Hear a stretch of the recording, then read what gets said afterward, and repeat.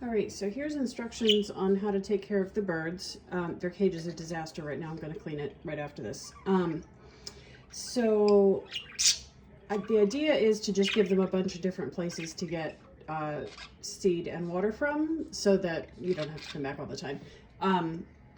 So what we have here is a silo waterer, and this will probably still have some water in it. All you do is take this off.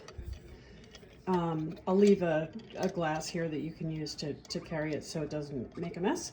But there's a little ball in there, so you just fill it up with water, and then I usually flip it over. Oops. I usually flip it over on top of a cup so that if it drips, it's no big deal. Or you can just flip it over right here, and you sit it in, and then the water will empty out of there.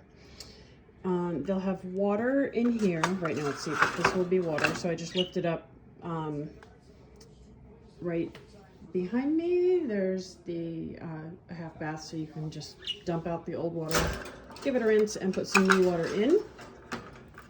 And then these two, they might look different, but these will be seed dishes. So for any of the seed ones, I keep a little Tupperware here just to dump the old seed, and I just take that outside and throw it for the outside birds. So there's a container of seed, and if it will stay open, I just fill each of these dishes and put them back in. And over here, this is also a seed container. For this one, what I do, it's a little bit hard to fill. So I actually pour some seed into a Dixie cup, and then I already took the lid off of this, but I just kind of use that to get it in a little bit more easily.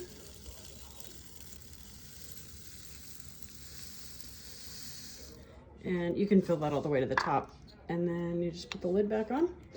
You just have to make sure you don't twist this. So if it's twisted this way, no seed will fall. There's a little note on the top there that says open. So the open just has to be facing into the cage, and then they can get the seed out from inside. Up on top, I usually I'll leave this is empty right now, but I'll fill it. This will have some millet spray in it. So up on top of the cage, you can put one or two of these, and they won't be able to get to all of it, but that's okay. You can just kind of jam it in there, and they'll climb up there and work on it. Cuttlebones are fine, perches are fine.